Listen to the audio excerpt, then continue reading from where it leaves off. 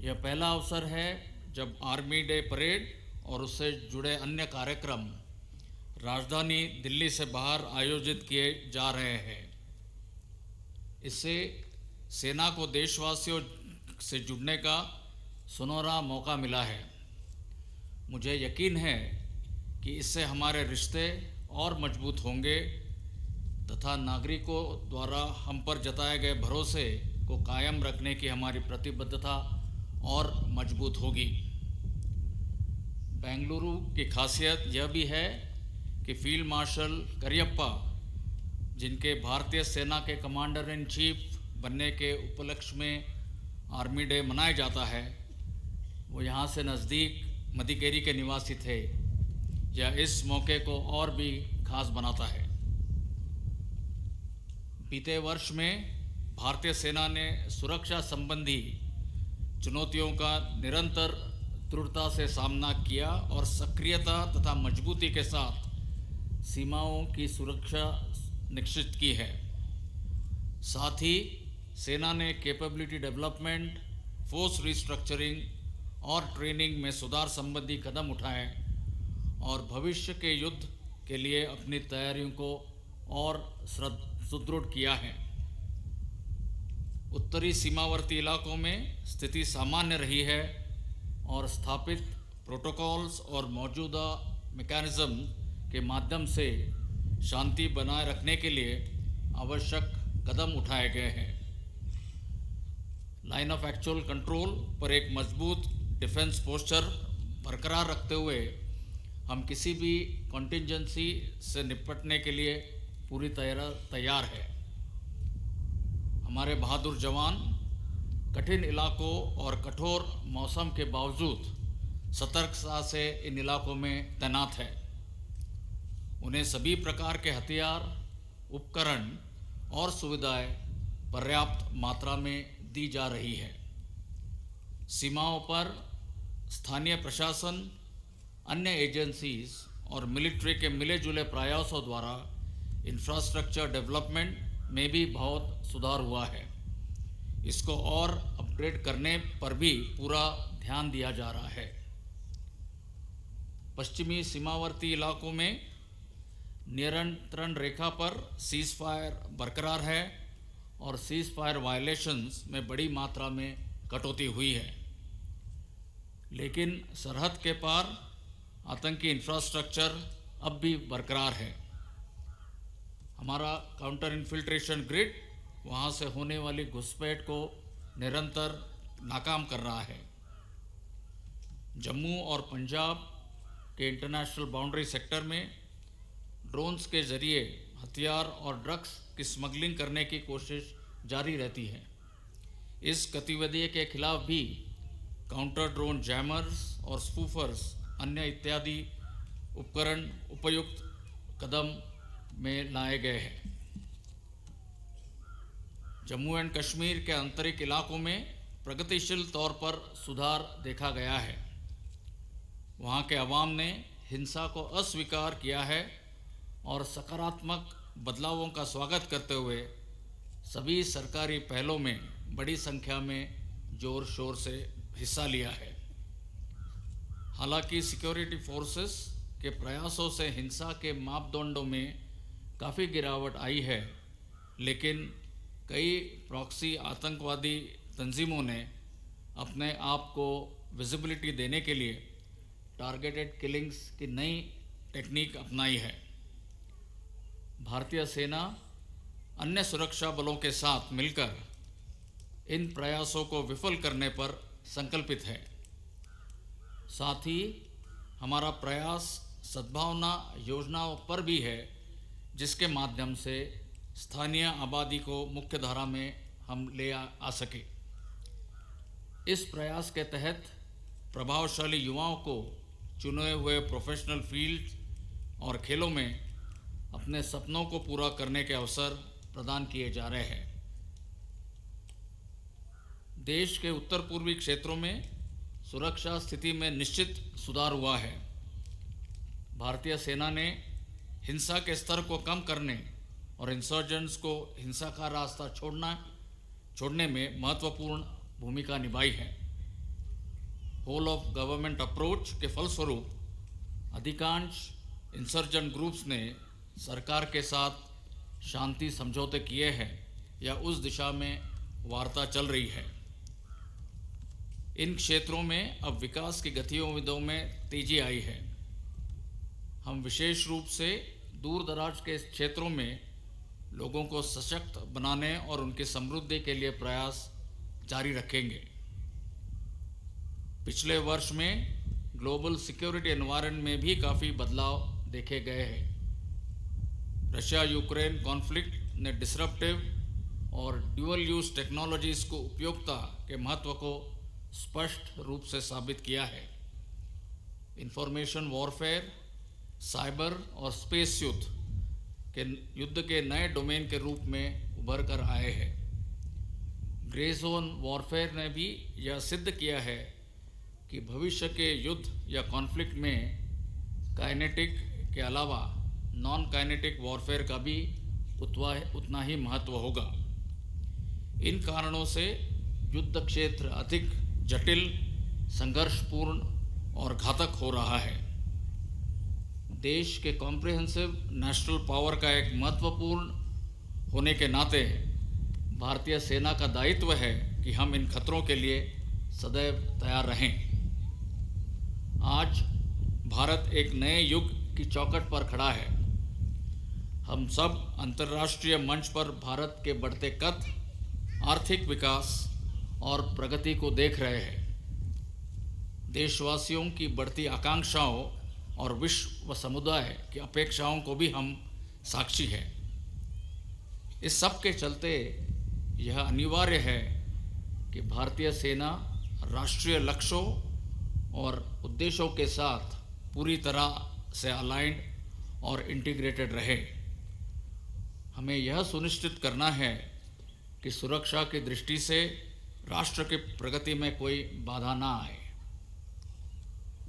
अपनी operational preparedness को और बढ़ावा देने के दिशा में भारतीय सेना ने ट्रांसफॉर्मेशन की बड़ी पहल की है, जिसका मैं संक्षेप में वर्णन करना चाहूँगा। फोर्स स्ट्रक्चरिंग और ऑप्टिमाइजेशन के प्रयास में हम अपने लड़ाई के दस्तों को इंटीग्रेटेड बैटल ग्रुप्स के रूप में बदलने की योजना बना रहे हैं, जो भविष्य के युद्ध में प्रभावशाली ढंग से योगदान देंगे। पुराने एस्टैब्लिशमेंट्स और यूनिट्स को भंग किया जा रहा है या उचित बदलाव के साथ नया रूप दिया जा रहा है। टीथ टू टेल रेशियो को प्रभावी बनाने के लिए मॉडर्नाइजेशन और टेक्नोलॉजी इन्फ्यूजन से सेना को राइट साइज किया जाएगा, ताकि ह्यूमन रिसोर्सेज या मैन पावर का सटीक प्रयोग किया जा सके। हमारा लक्ष्य होगा कि हम एक मैन पावर इंटेंसिव से टेक्नोलॉजी ड्रिवन सेना की ओर बढ़े। अपने ऑपरेशनल मैंडेट को अधिक प्रभावी ढंग से पूरा करने और खुद को एक आधुनिक, आत्मनिर्भर, टेक्नोलॉजी और बैटल वर्दी फोर्स में बदलने के लिए निरंतर प्रयास किए जा रहे हैं। हमारा प्राथमिक फोकस होगा हमारे सैनिक, जिनको भविष्य की चुनौतियों का सामना करने के लिए पूर्ण रूप से तैयार और लैस किया जाएगा। आधुनिक हथियारों और उपकरणों का प्रावधान इस प्रयास का अभिन्न हिस्सा है, जिसके लिए भारतीय सेना स्वदेशी समाधान ढूंढने के लिए प्रतिबद्ध है। आत्मनिर्भरता से आधुनिकता हमारा नया मूल मंत्र होगा। इंडियन डिफेंस इंडस्ट्री इस चुनौती के लिए सक्षम रूप से उभर कर आगे आ रही है। भारतीय सेना इंडस्ट्री के साथ एक बायर सेलर रिलेशनशिप से उठकर पार्टनरशिप की तरफ कदम बढ़ा रही है। इस रिश्ते को और मजबूत करने के लिए कई इनिशिएटिव्स लिए गए हैं, जिसमें हैंड होल्डिंग शामिल है। हमें मेड इन इंडिया हथियारों और उपकरणों की मजबूती और संचालन क्षमता पर पूरा भरोसा है। Artificial intelligence, blockchain, quantum communications, unmanned systems और डायरेक्टेड एनर्जी वेपन्स जैसी नीश टेक्नोलॉजीज़ का भी स्वदेशीकरण किया जा रहा है। हमें पूरा विश्वास है कि भारतीय सेना भारतीय समाधानों के साथ भविष्य में युद्ध लड़ेगी और विजय प्राप्त करेगी। हमारे प्रोसेसेस और सिस्टम्स को कारगर और एफिशिएंट बनाने के दिशा में कुछ पारंपरिक प्रथाएं जो अब रिलेवेंस खो चुकी है, उन्हें हम समाप्त या बदल रहे हैं। फंक्शनल एफिशिएंसी को बढ़ा के लिए हमें अपने प्रोसेसेस को और अधिक प्रभावशाली बनाना होगा। इंफ्रास्ट्रक्चर डेवलपमेंट और लॉजिस्टिक्स हमारे ऑपरेशनल प्रिपेयर्डनेस के महत्वपूर्ण अंग है। पीएम गतिशक्ति इनिशिएटिव के परिणाम स्वरूप भारतीय सेना की बुनियादी सुविधाओं की आवश्यकताओं को नेशनल लॉजिस्टिक्स पॉलिसी के साथ जोड़ा और समन्वित किया जाएगा। राष्ट्र निर्माण और तेजी से उभरते भारत की आकांक्षाओं को पूरा करने के लिए भारतीय सेना अन्य एजेंसीज और विभागों के साथ मिलकर काम करने के लिए पूरी तरह प्रतिबद्ध है। ह्यूमन रिसोर्स डेवलपमेंट में अग्निपथ स्कीम के आने से एक ऐतिहासिक और प्रगतिशील कदम उठाया गया है। हमने रिक्रूटमेंट प्रोसेस को पूरी तरह से ऑटोमेटेड किया है। रिक्रूटमेंट के दौरान देश भर के युवाओं से इस स्कीम के लिए बहुत अच्छा प्रतिसाद मिला है। पुरुष अग्निवीर के पहले बैच की ट्रेनिंग अब शुरू हो चुकी है। ट्रेनिंग को अधिक प्रभावी बनाने के लिए हम सिमुलेटर्स और मॉडर्न ट्रेनिंग एड्स का इस्तेमाल कर रहे हैं। अग्निवीरों का आगे चयन करने के लिए एक मजबूत, पारदर्शी और ऑटोमेटेड प्रक्रिया विकसित की गई है। महिला अग्निवीरों की ट्रेनिंग इस साल मार्च में शुरू होगी। 4 वर्ष की सेवा के बाद अग्निवीर उपयुक्त skills, values, character, educational qualifications और फाइनेंशियल सपोर्ट के साथ सशक्त होंगे, जो समाज में उनकी क्षमता को बढ़ाएगा और उन्हें अच्छे नागरिक के रूप में योगदान करने में सक्षम बनाएगा। नारी शक्ति की पहल के अनुस्वरूप भारतीय सेना महिलाओं को सशक्त बनाने के अपने प्रयासों को जारी रखेगी। इस दिशा में कुछ महत्वपूर्ण कदम उठाए गए हैं, जिसमें छात्राओं के लिए फीडर इंस्टीट्यूशंस को खोलना, महिला अधिकारियों को परमानेंट कमीशन और डिप्लॉयमेंट और प्रोफेशनल एवेन्यूज़ के अवसर बढ़ाना शामिल है।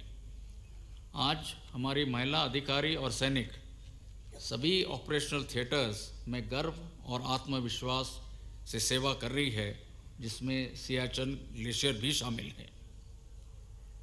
भारतीय सेना अन्य 2 सर्विसेज के साथ बेहतर जॉइंटनेस और इंटीग्रेशन हासिल करने के लिए पूरी तरह न केवल प्रतिबद्ध है, बल्कि हमेशा आगे रहेगी।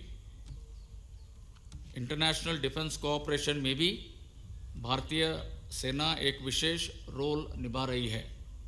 इसमें शामिल है हमारे ट्रेनिंग इंस्टीट्यूट्स, जहां मित्र देशों के अधिकारी और जवानों ने तकरीबन 3000 से ज़्यादा वैकेंसीज तथा सालाना जॉइंट ट्रेनिंग एक्सरसाइज का फ़ायदा उठाया है। इसके अलावा हमारी 11 इंडियन मिलिट्री ट्रेनिंग टीम्स सहयोगी देशों के साथ हमारे संबंधों को और मजबूती दे रही है। आज हमारे तकरीबन 5800 से भी अधिक यूएन की पीस कीपर्स 8 मिशंस में तैनात थे। भारतीय सेना अपने सैनिकों, उनके परिवारों, वेटरन्स और वीर नारियों के प्रति अपनी जिम्मेदारी पूरी तरह निभाएगी। वेलफेयर मेजर्स को बढ़ाने के लिए लगातार प्रयास किए जा रहे हैं।